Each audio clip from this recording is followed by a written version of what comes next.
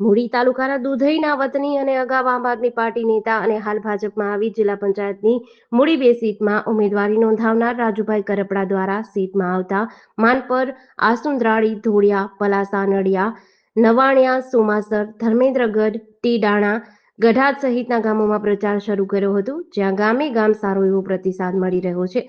લોકો ખૂબ જ પ્રેમ અને જીતનો વિશ્વાસ વ્યક્ત કરી રહ્યા છે. માનપર ગામે યોજાયેલ જાહેર સભામાં સંબોધન કરતા રાજુભાઈએ જણાવ્યું કે હાલ કેટલાક લોકો જ્ઞાતિનું રાજકારણ કરે છે, પરંતુ મેં ક્યારેય કોઈની જ્ઞાતિ જોઈ કામ નથી કર્યા. સાથે જણાવ્યું કે જ્યાં સુધી આ વિસ્તારના ખેડૂતો સિંચાઈ માટે પાણી નહીં મળે તો કાયમી રાજકારણમાંથી નિવૃત્તિ લઈ લઈશ અને જણાવ્યું કે અડધા ગુજરાતમાં આમ આદમી પાર્ટીને ઉમેદવારો નથી મળ્યા. જ્યાંથી મેં પાર્ટી છોડી ત્યારથી સાવરણાની સળી સળી વિખેરાઈ ગઈ છે.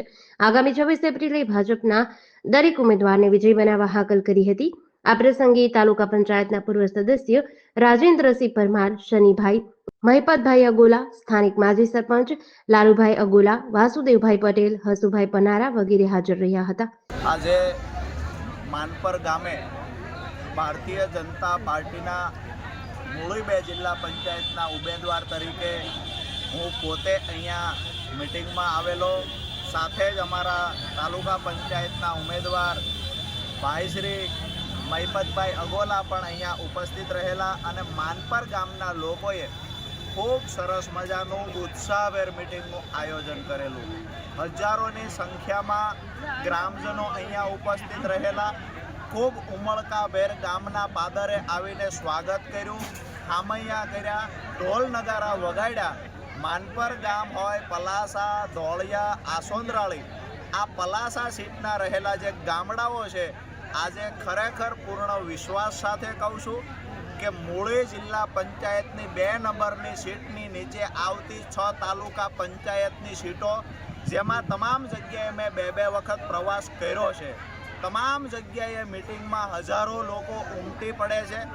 ખૂબ વિશ્વાસ સાથે લોકો ખાતરી આપી રહ્યા છે કે ભૂતકાળમાં ક્યારેય ન મળી હોય એવડી લીડ સાથે 6 તાલુકા પંચાયતની સીટો જીતશે ભાજપ.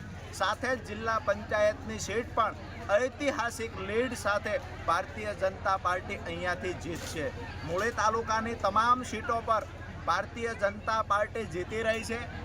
સુરેન્દ્રનગર જિલ્લાની તમામ જિલ્લા પંચાયતની સીટો પર પણ ભારતીય જનતા પાર્ટી જીતી રહી છે. અનેક સીટો એવી હશે કે જ્યાં અમુક પાર્ટીઓની ડિપોઝિટ પણ ડૂલ થવા જઈ રહી છે. આજે આ વિસ્તારના લોકોએ જે મને પહેલેથી પ્રેમ આપ્યો છે, આજે ખરેખર આ વિસ્તારનો હું કાયમી ઋણી રહીશ કે જે પ્રેમ હું ખેડૂત આંદોલન કરતો ત્યારે જે પ્રેમ મને મળતો એના કરતાં બમણો પ્રેમ ખેડૂતોએ અત્યારે મને આપ્યો છે. તમામ ગામડાઓની અંદર હજારોની સંખ્યામાં બહેનો ઉપસ્થિત રહે છે, હજારોની સંખ્યામાં ખેડૂતો ઉપસ્થિત છે. એક વાત ક્લિયર છે કે ખેડૂતોએ મારા ખંભે હાથ મૂકીને કહ્યું છે કે રાજુ કરપડા એકલો નથી. આગળની કોઈ પણ લડાઈ હશે, ચૂંટણીઓ હશે કે પછી કાંઈ આ વિસ્તારના પ્રશ્નની વાત હશે, તમામ જગ્યાએ રાજુ કરપડાની સાથે અમે ઊભા છીએ. JDC ન્યૂઝ સાથે જયદેવ ગોસ્વામી, મૂળી.